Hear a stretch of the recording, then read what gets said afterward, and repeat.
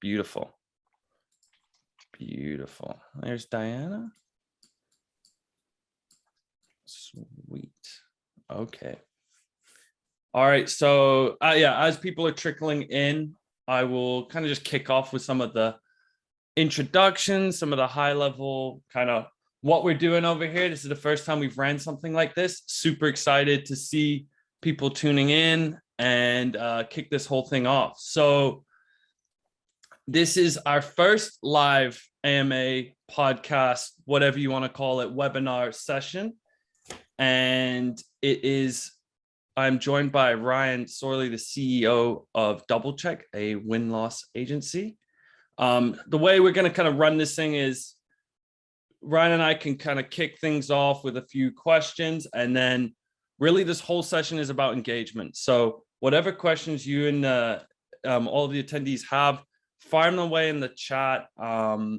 If you want to jump on and actually unmute yourselves and ask Ryan or myself a question as well, you can drop a note in the chat as well, and we can unmute you. We can kind of just see how it goes from there. We're testing this thing out, but I'm really, really excited to kind of kick this whole thing off.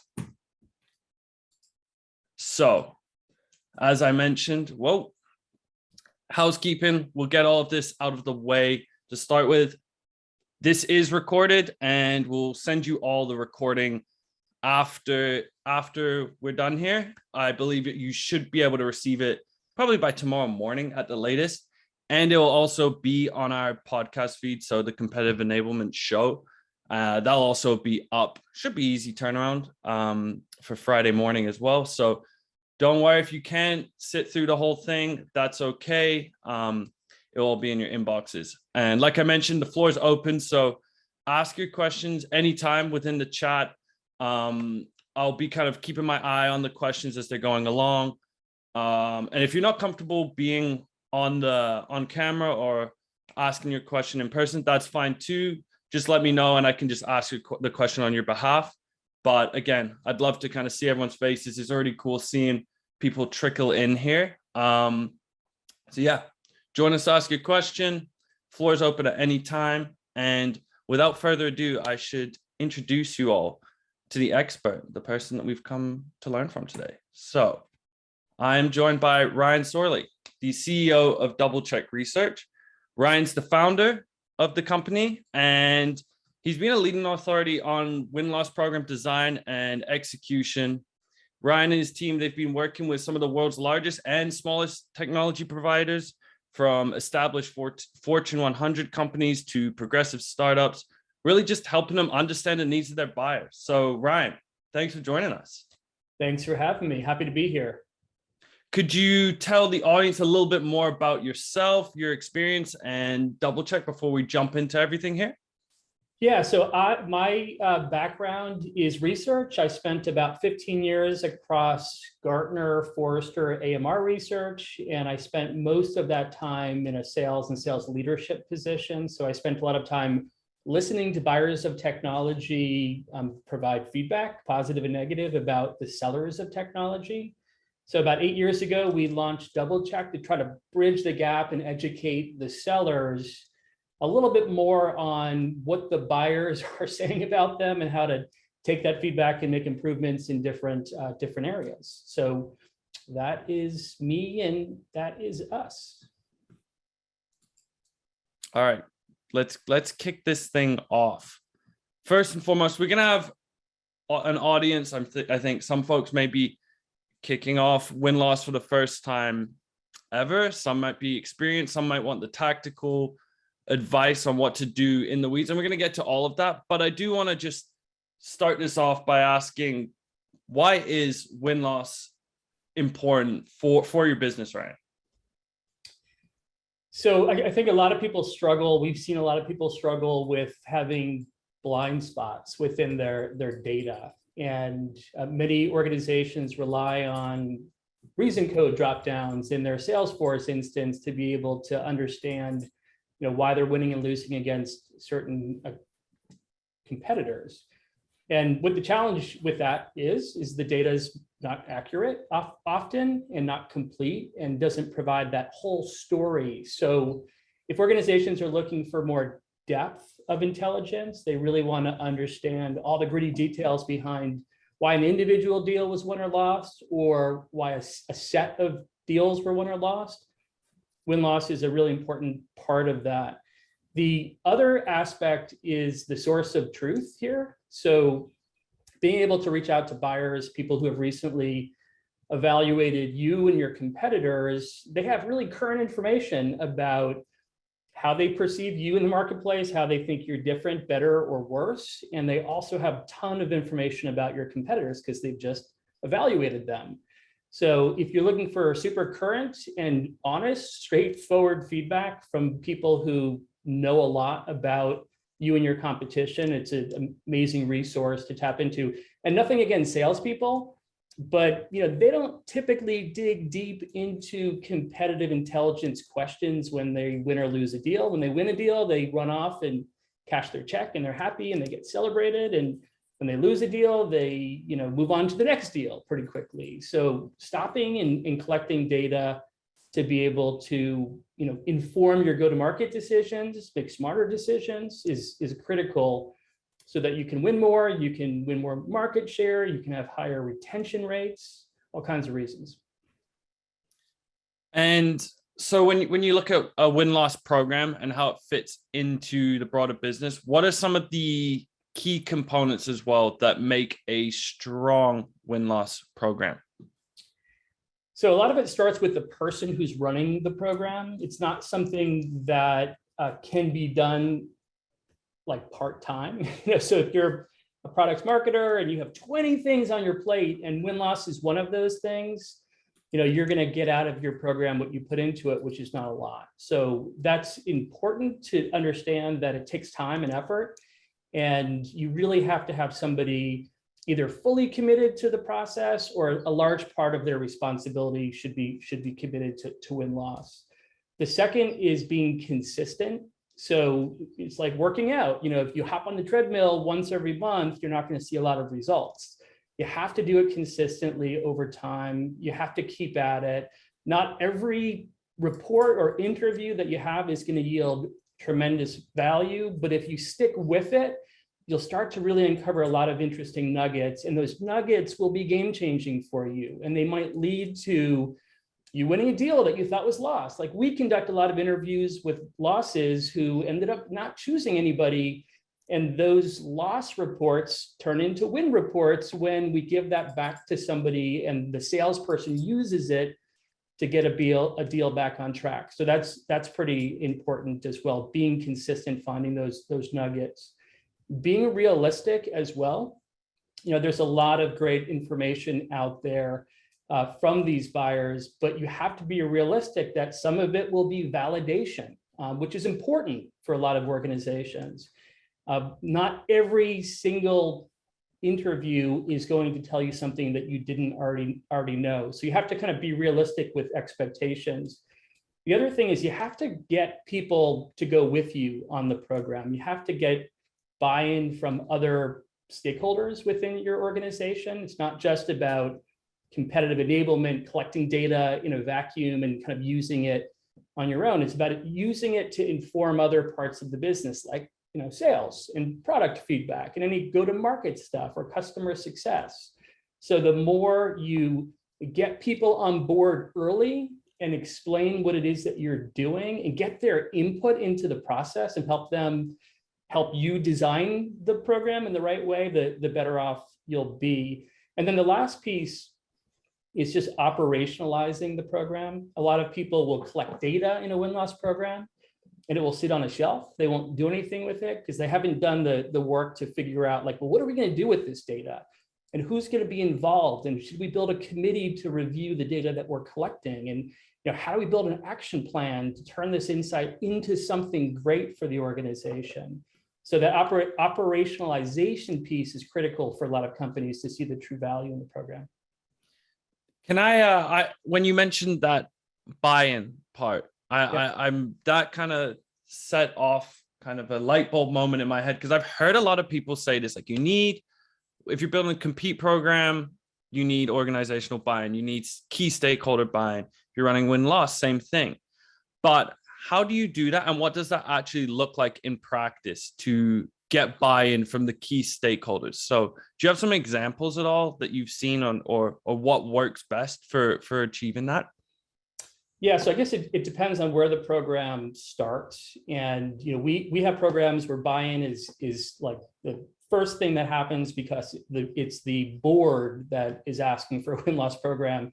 So buy-in just trickles down pretty quickly. But when the program starts with the product marketer or somebody on the CI side of the house, the really important step to take is to go sit down with the head of marketing, head of product, head of sales, customer success strategy, and talk to them a little bit about what you're doing, but spend a lot of time trying to understand, like, what are you struggling with? Where are your knowledge gaps? What are your blind spots? And then, like, what questions would you want me to ask in an interview to help inform whatever challenges that you're having? So the more you can get them to lean into the program and provide input into what they think the program should be, the stickier the program will be. They'll be anxiously waiting for any sort of feedback that comes through the program that aligns with their objectives.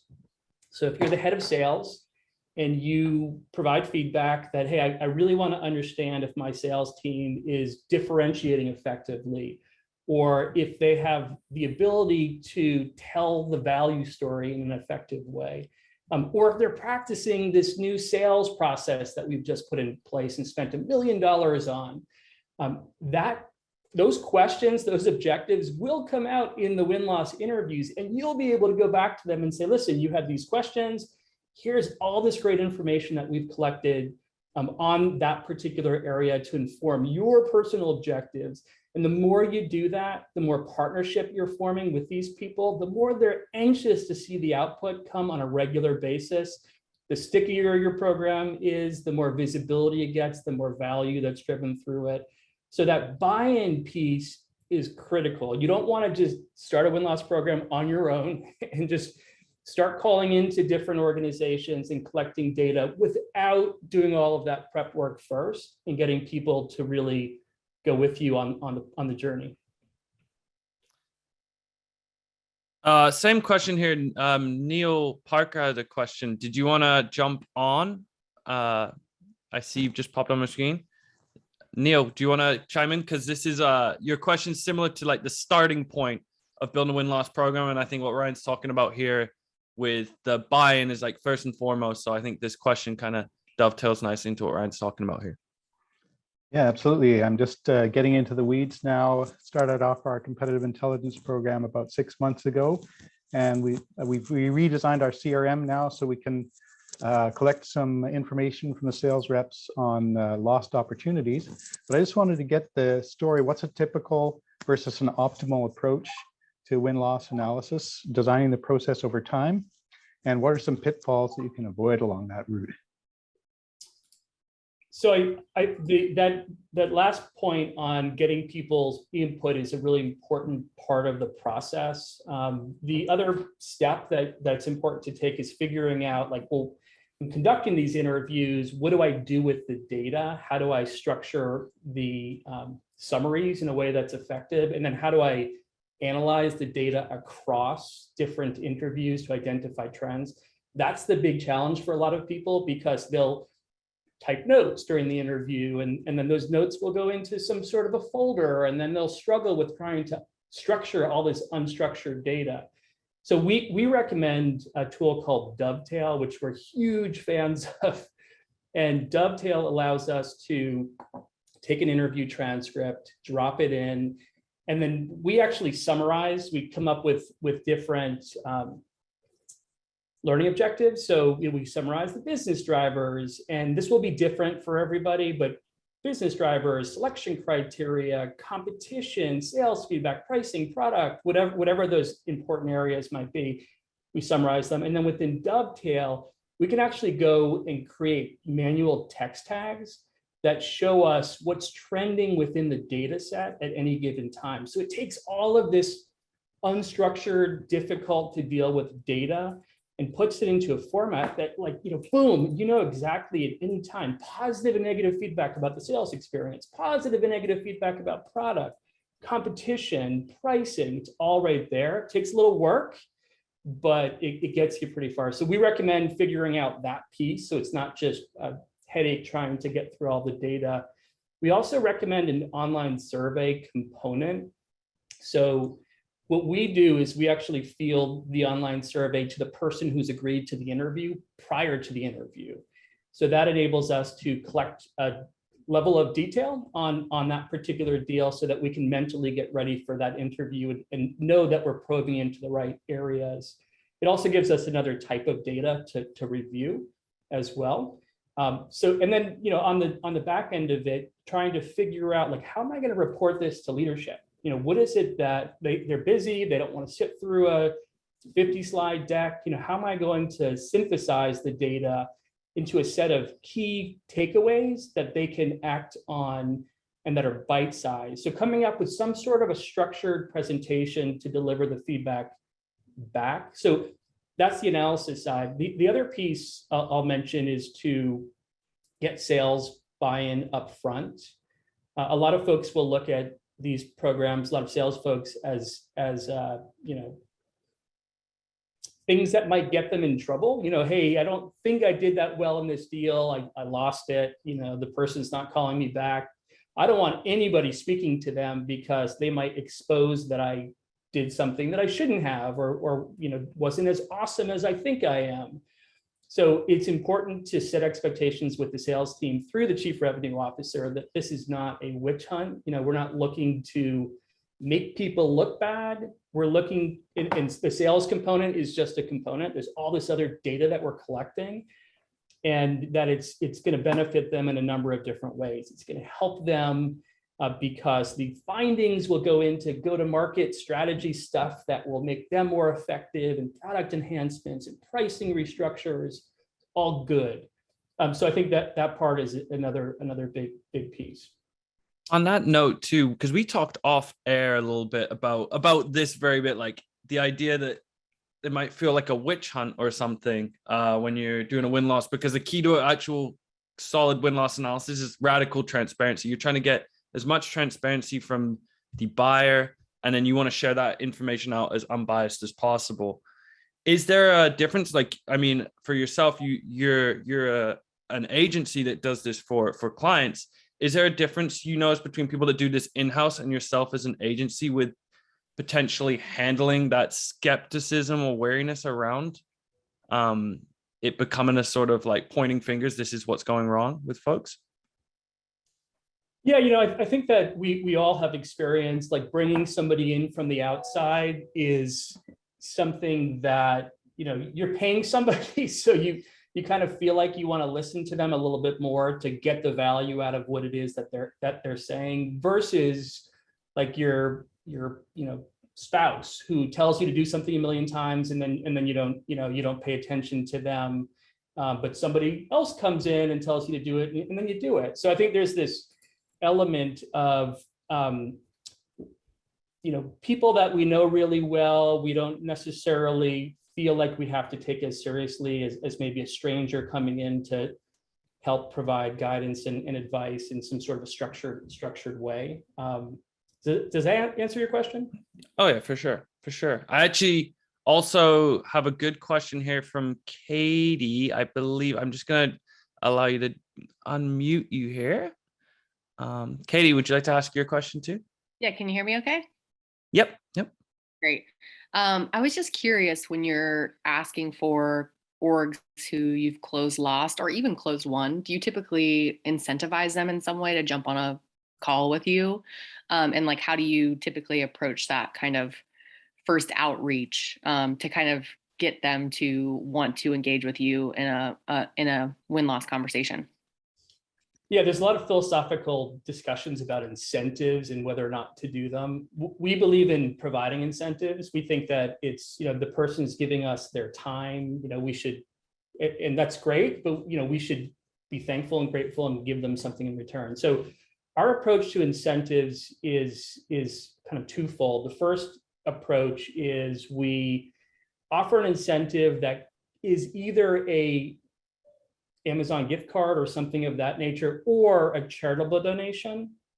And that tends to work well. We use a tool called Tango Card, which you just sign up for, and you can send a link to the person, and they can choose like from 100 different gift cards, like Outback Steakhouse or Amazon gift card, or they can choose from different charitable organizations. So that's kind of one approach that we take, and it works quite well.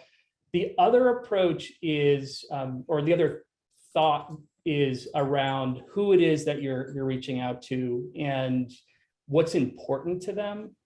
So if you're reaching out to the CEO of a Fortune 500 company, you know, $100 Amazon gift card is not going to mean a whole lot to them. But if you check out their LinkedIn profile and see that they are the president of their local Boy Scout club or association, when you're reaching out to them, be like, hey, I noticed that you are the president of, I don't know if it's called a president for Boy Scouts. It's probably like a leader, Eagle Scout, something like that. Arcala. But if you do a little research and you say, listen, I want to help them out, they're much more open and appreciative than giving them something directly. So that's something else to take into consideration. And then the price, the amount as well will differ based on the person that you're reaching out to and the difficulty. Like if you're in the cybersecurity space, cybersecurity architects are sometimes pretty hard to get on the phone. They're cagey. They don't want to share.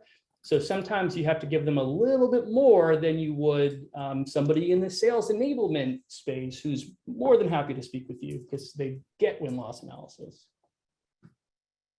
Great, thank you. And you mentioned too, you typically collect some information up front. So is that kind of like your second touch point once they kind of opt into having that conversation with you? Do you send some sort of like survey to them to collect that information up front before you jump on a conversation? Yeah, that's right. So we ask for them to participate. And as part of the process, we're scheduling the interview, and then we're sending a pre-interview survey. We call it a pre-interview survey. And we position that as, hey, listen, we want to optimize the time with you. You know, would you mind just completing this survey? And that will help streamline our discussion. So we position it as like an advantage, you know, to them. But in reality, it's an advantage to both of us because it really gives us a lot of interesting insight up front. Great question, Katie. I appreciate that. We also have, before we get into like the structuring of the interview, one more question here from Kevin, I believe it. Kevin, if you wanted to jump on as well, it's similar to kind of Neil's question about the starting point and what to do and what not to do to start with here. So Kevin, are you with us here? Oh, I see you. Can you hear me? Yep. Hey, Ben. Hey, Ryan, how you doing? Good, how are you? Good, thanks. So my question was, when a win-loss program fails, what are the major contributors and how do you avoid those? By the way, ours is considered a success, so it's not from personal experience, but I'm sure a lot of people contemplating this are going, it's good. Yeah.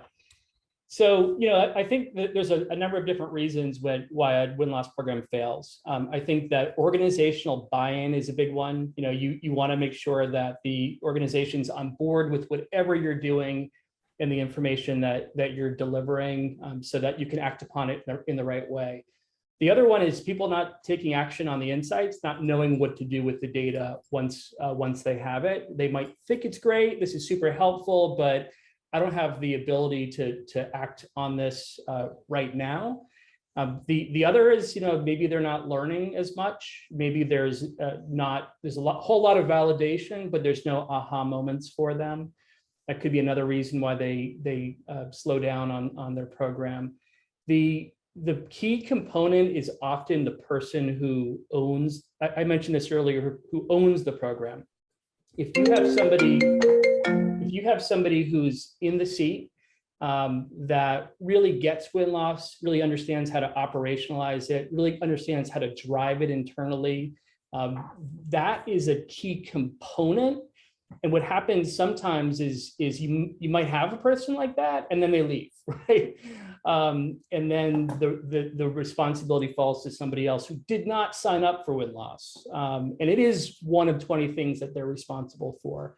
So it starts to lose a bit of steam at that point as well. So those are some of the contributing factors for failure. Great, thank you. Thanks for the question, Kevin. I want to jump into as well the interview portion of win-loss as well. So you've got the person you've incentivized, your president of the Cub Scouts, to jump on to a win-loss call with you. How do you structure a win-loss interview for it to be as successful as possible too? So there's a lot of different components to structuring the win-loss interview to be successful. I think I'll point back to the prep part just to start. So in order for a program to be super successful, you have to make sure that it's set up for success first. And for that interview to be successful, you have to make sure you're asking the right questions, you're getting to the information that's important to your stakeholders at that particular moment. So that planning part, to make sure that you have a set of learning objectives, that you've built a conversation guide that will align to those learning objectives, that will support all of those stakeholders and make them happy and feel full with all of the content that you're providing is super important. That's kind of the first level of prep. There's a second level of prep, which is to check out the person that you're interviewing. Make sure that you understand who they are, what their background is, if they are in fact part of the Boy Scouts or not. And do a little bit of work up front so that when you get on the phone with them and you can connect with them, be like, hey, I noticed you're a Boy Scout, so am I, something like that. So it's important to do that. That pre-interview survey is another important point too, right? So that's all about the setup for success. When you get into the interview itself, you want to try to find the connection with them off the bat. You don't want to be a robot on the interview and read a script. You want to be conversational and be authentic and be grateful that they're there spending time with you, because they don't have to be. They could be doing something else. And you're lucky to have them on the phone. So you want to kind of let them know that you're excited to be there, let them know you're excited for their feedback, make them feel good, let them know that you know them because you've done the homework, you've looked at their LinkedIn profile, you've gone to their company website, you have a good understanding of them. And then you want to start to get them to talk about themselves, everybody's favorite topic, right? And you want to make sure that you're asking some warm-up questions about them, right? Because those are the easiest questions for them to answer. They know all about themselves. So you want to get a sense of their role and responsibilities, and their responsibilities specifically as it relates to the interview itself. And then when you actually start to get into the discussion, you want to make sure it's structured, and you want to make sure that the structure is aligned in a very logical way. And we align interviews along the buyer's journey, right? We want to start off with the awareness stage, move to consideration, and then decision. So we want to understand up front, like, why were you looking for a solution? Like, what drove you to look at different options? What challenges were you having internally? And then throughout the course of the discussion, you want to bring them all the way to the end, where they are talking about the competitors that they looked at and the decision that they made and the contract negotiation process, or anything that might be super useful to your stakeholders, right? Who you're ultimately pulling the information together for. At the end of the interview, you do want to make sure that you are asking a big Hail Mary type question. And it could be something like, hey, if you're the CEO of Clue tomorrow, where would you further invest in the business? Like, what would you do differently? Where would you develop the product in a different way? Like, help us help you build a solution that's better for you to be able to better enable you now and in the future. So that kind of a closing question. Yeah. That closing question, I'm sure as you recommend it, you've asked this before many times. Is there some examples of some like really illuminating answers you received on when you asked something like that? Yes, of course. Every time. Without fail. Yeah, without fail. I actually recently conducted an interview for a company, and the big question at the end led to the buyer, who was a chief security officer for a big company. finance company. He said, hey, listen, I would have the CEO give me a call directly. I'm sure this was a loss. I'm sure that their solution can support us. I just didn't get that in the sales process, but I'm sure if I had a conversation directly with them, we could hash it out. Okay, like there's your action item. Like there's your lost opportunity that may now turn to a won opportunity. So it's interesting because a lot of the conversation, while it's organic and free flowing, people are like holding back because some of your organic, free flowing, open-ended questions are specific, but this is a very non-specific question, and it gives them the opportunity to like share what's on their minds. And in this case, that's what was on this person's mind. So yeah, talking about structuring the interview as well. I mean, when you do a win-loss analysis and the insights you get from this can inform tons of different parts of your business, but as well, specifically gathering information on competitors. Is there also, what are the kind of key things that you should be doing within an interview to get to kind of get that information? Because people are sometimes tight to the chest on that kind of information. Yeah, so I know that we have a deliverable that we're going to send out to the group after this call at some point that we put together that outlines like, here's a typical win-loss interview, and then here are some questions that you can ask along the way when you're conducting that interview that are very competitive in nature. And I'm just going to look down and review a few of those as to answer your question. The first one, when you're getting into the initial parts of the question, when you're warming up, you want to understand like, what's the person's experience in the space that I'm in. So you might ask them a question like, hey, what other providers have you worked with like us that are in the competitive enablement space? Do you have any previous experience or bias? Well, yes, I do. I worked with this company and I had a terrible experience, and that's why I'm talking to you, right? Or no, but I'm talking to these other companies right now. I'm like, okay, well, that's good information. So like right off the bat, you can ask questions that feel more like, warm up-ish questions about them, but you're getting nuggets of competitive intelligence. And then when you're starting to ask about business drivers, like why were you looking for a solution? Oftentimes they have some sort of incumbent in place and they're looking for a replacement. So if you get that type of response, you can ask like, well, what are the challenges with that provider? Like, why did they not fill your cup anymore? Like what went wrong, or what's going wrong that's forcing you to look for a different solution? So that's all business driver focused. Oftentimes it will be competitive in nature, and that will give you a lot of great information about what the other company's not doing so well. You also want to kind of get a sense of evaluation bias. So when you're having conversations about you, like, hey, how did you hear about Clue? They will tell you that my associate from, just joined our organization and used Clue at a past company, which is why we had included you in our evaluation. And you might say, oh, that's great. Was there anybody else that had previous experience or bias with any other providers? Well, yeah, we have these other folks who were more in the other camp, and they're more biased on the other providers. And people are like, well, why? Why is that? Like, what is it that they think that what is their objection as it relates to Clue, or something along those lines? You can get into general questions like, who else did you look at in consideration? What did you think of each provider? How would you stack our products and services against theirs, our pricing against theirs, our sales approach, our reputation, or our go-to-market motion and messages? And then you start to get into like, well, how do you narrow down the list? If you looked at these three providers and you chose us, if it's a win interview, like what was it about the others that, you didn't like? Why did they end up as, who was runner up, and then who was third and why? And they'll tell you a lot of awesome information.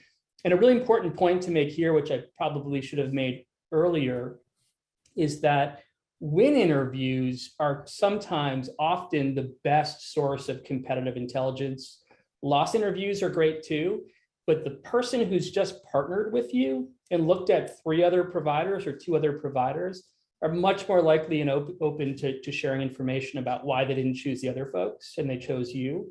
So a lot of folks will go into win-loss interviews programs and they'll say, well, I just really want to know why we lost. And it's not a loss program, it's a win-loss program. So there's a huge competitive intelligence benefit to going after the wins, and people often just overlook them. So that's another area. And then you can get into product things like, hey, you know, what do you think about our solution as compared to the others? Where are they further ahead or behind us?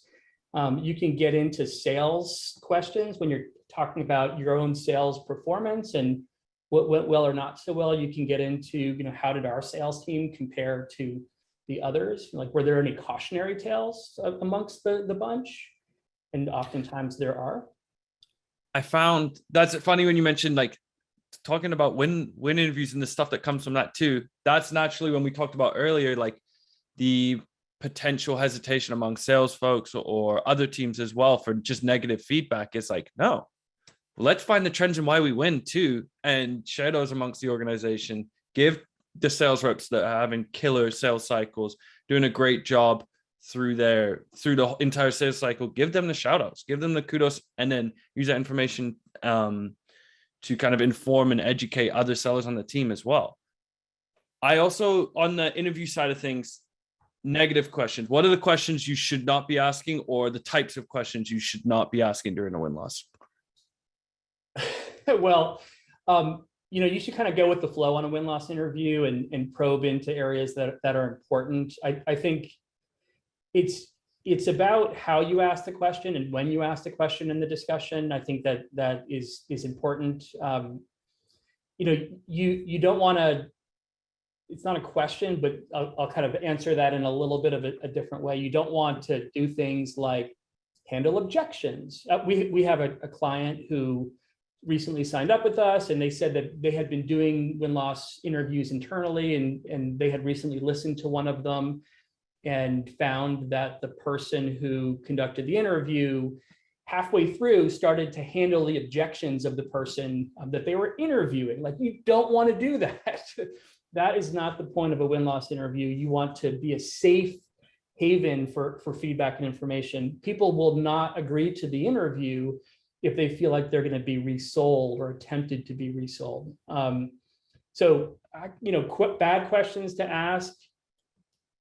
I can't think of bad questions to ask, but there's bad things to do for sure. Yeah, from what I'm hearing, it's more just like the approach you take to the interview, and kind of like you mentioned when you're saying what you should be doing is sort of like when you're saying like building rapport, setting sort of an energy within the conversation that makes it feel less like an interrogation, I suppose.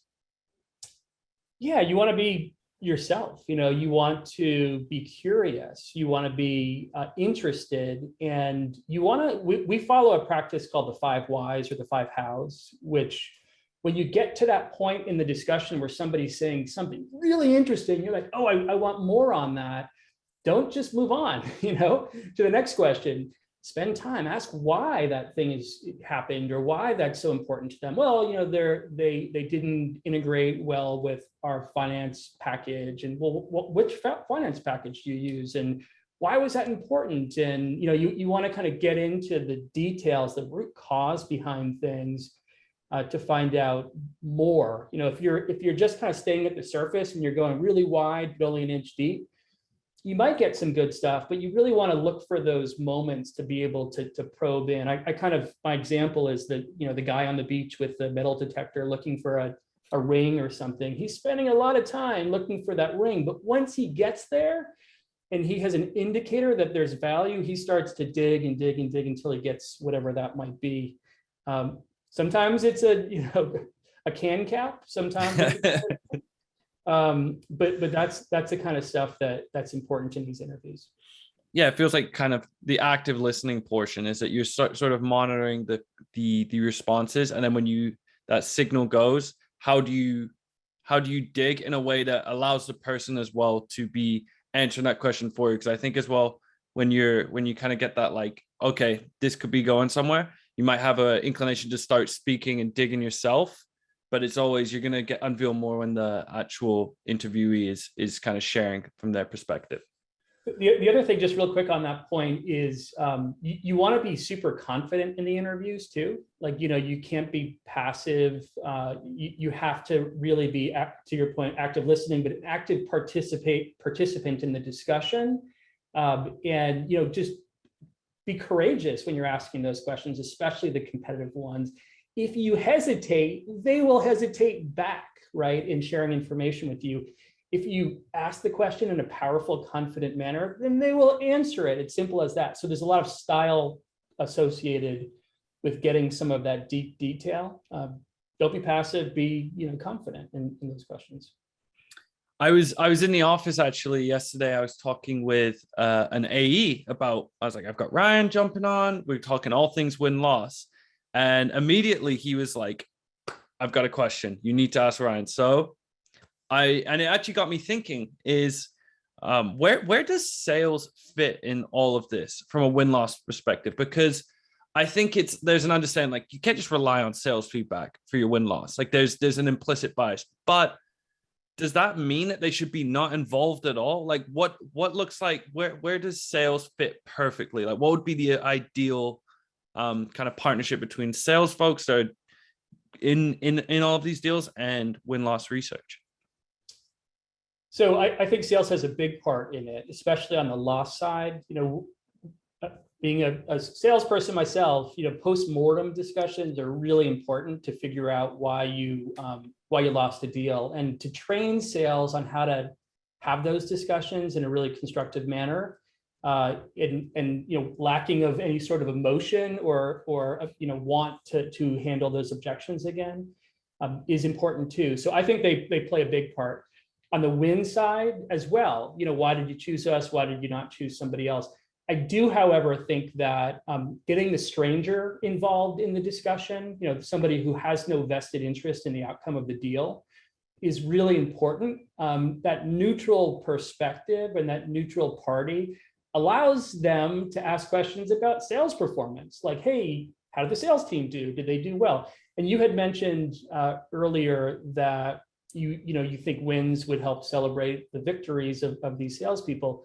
They do, but they also show that a lot of wins are pretty ugly wins and barely wins. And there's a lot of interesting insight that comes out in the win interviews in that regard. But sales does play a part. Our perspective on sales feedback, however, is that we know that buyers aren't totally open and honest regularly with sellers. We also recognize that they're looking to, on the law side, just break up with them and say what they need to say. It wasn't you, it was me, like that whole thing, to get off the phone and move on.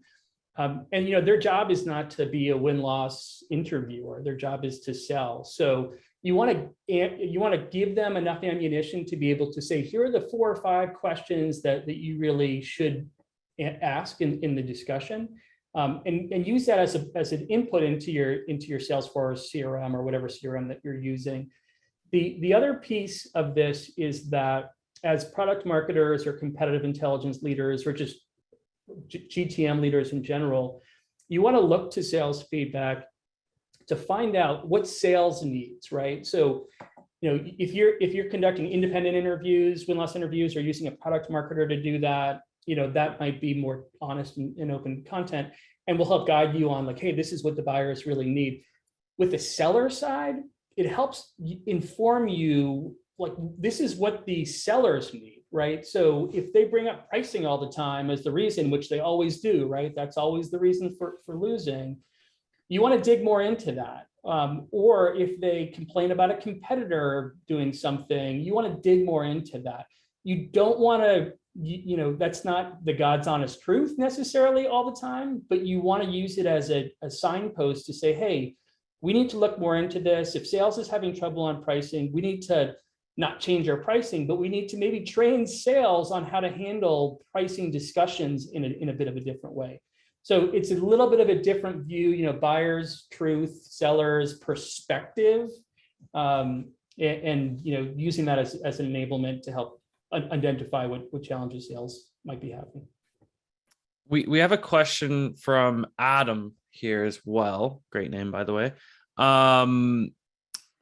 Looking at this one's it's actually slightly different to what we've been talking about around the how around constructing an interview. Is he asks, how do you recommend surveying win-loss insights for these higher volume, smaller deal size, like more transactional deals? So I think maybe shorter deal cycles, those quicker deals.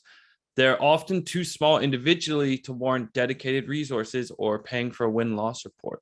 So, yeah, really good question. So all different types of organizations, transaction volumes, complexity of their product solution, global versus local. So there's a lot of different dynamics when putting a win-loss program in place. And I think Adam's spot on that using a survey is a great way to cast a wide net and collect a lot of data from a lot of different people, transaction-wise. But you also want to collect some information through interviews as well. And what we will recommend to organizations is you kind of look at segmenting your data set, your transaction volume into things like product, region, loss to a particular competitor, deal size. And by segmenting, you start to end up with these buckets of transactions. And within that bucket, if you have 1,000 transactions that you want to send out a survey to, you might want to prioritize 30 of them to reach out to for win-loss interviews, which might get you 15 or 10 interviews itself. And then you've got this great data set that's larger of online survey data that you can stack up against your qualitative interview data. And that kind of keeps the cost down a bit on the program, whether you're using a third party or doing it yourself. It makes it more manageable as well. But that's how we see the larger transaction volume, lower price point programs working well. And I'll mention, what you learn through the program is so much far more valuable than the deal size itself, because if you can identify across your interviews or your data set that these are the 4 or 5 levers that we need to pull to be able to improve our win rates or increase our transaction volume. Well, even if it was a $500 transaction and you spend much more than that on finding that out, it will help raise all boats, and you'll be able to see huge gains within that part of the business overall. So it's certainly worth it. We've seen it work quite well. All right, we have time for a couple more questions too, so make sure to fire those in if you have any. I did want to talk about something you mentioned. So we've kind of gone through sort of a chronological process with your win-loss interviews and analysis, but what I'm curious about too is after you've conducted the interviews, you've kind of packaged together, you found some trends. What we notice over at Clue, when I've talked to different customers, is when you do this research, there's no value if it's not getting into the hands of the right people or being communicated in a way that other teams can actually use it. So tell me how you do that as someone that's conducted so many of these interviews, done so many of these reports. How do you go about putting that insights into usable information for different teams?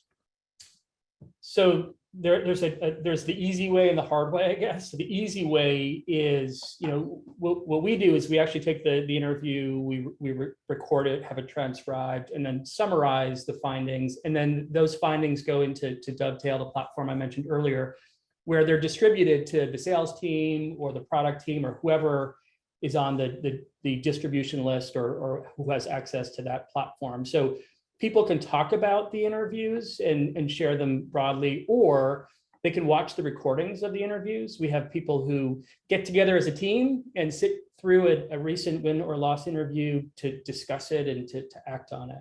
So that's one thing you can do.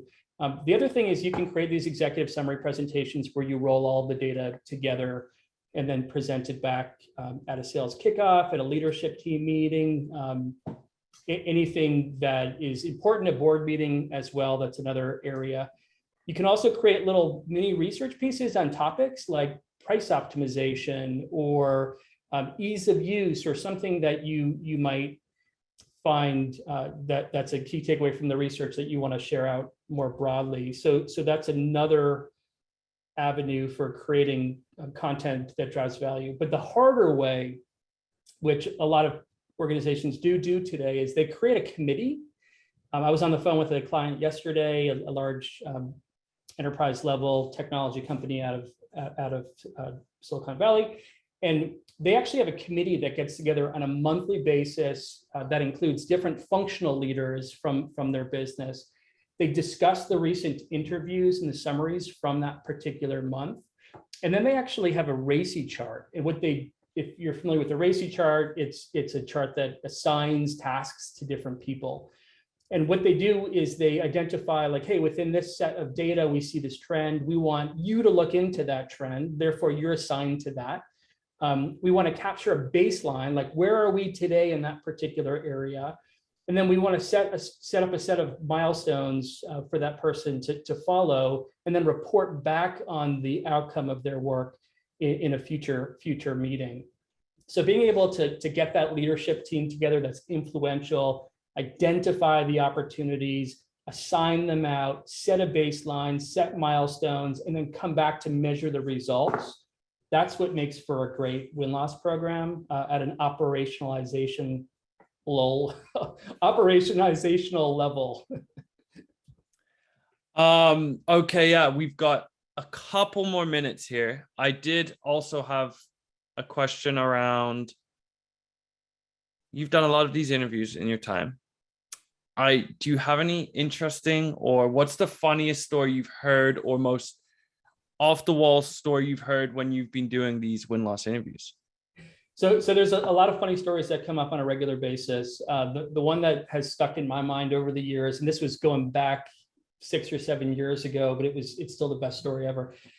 We interviewed a financial institution also in the Bay Area, a large financial institution.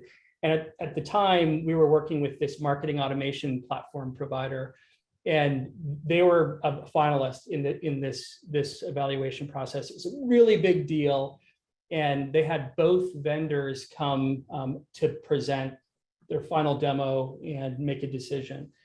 When our client came in, they're kind of a cool, hip type organization, and the cool, hip sales manager was wearing a pair of cool, hip, really expensive, I'm sure, ripped jeans. And because she was a sales manager, it was like the last day of the quarter. During the demo, she was in her cool jeans, typing on her phone, approving deals. They didn't know, the financial institution didn't know that. But they were so turned up. The other company came in wearing like suits and ties, like everybody else at the financial institution wears every day. And the leadership team was so put off by the ripped jeans and the texting during the demo, they felt there was a cultural misalignment, and they went with the other company, made that decision. So that's my ripped jeans story. I think it's pretty interesting. And the message there is for those who are familiar with the concept of mirroring, you always want to mirror your audience. You want to be able to connect with them. You want them to think that you're kind of one of them in many ways. So if they wear suits and ties, you should dress up for those meetings. Wait, so that was why they lost? That was the reason that they lost, yeah. And are you allowed to say kind of ballpark what kind of deal size they lost just because of ripped jeans? It was a more than $1 million deal.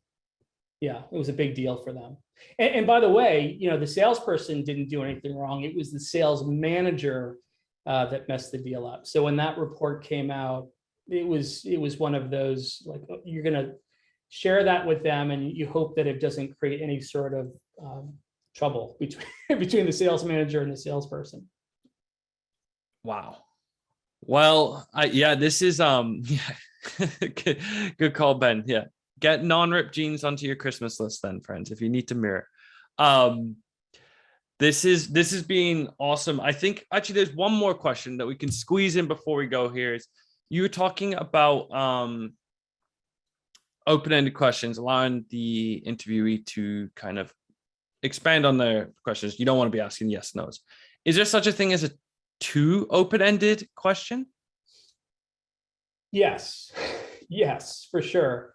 You want to make sure the person understands what you're asking.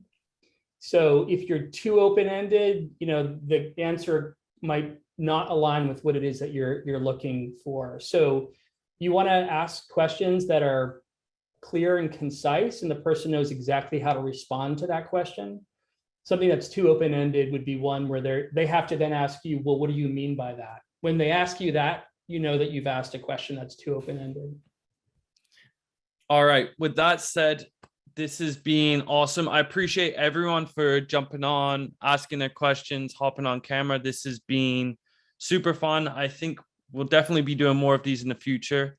For everyone that's attended as well, Ryan alluded to during the session as well, is we'll have a resource, a win-loss resource that we will be sending out to you next week as well.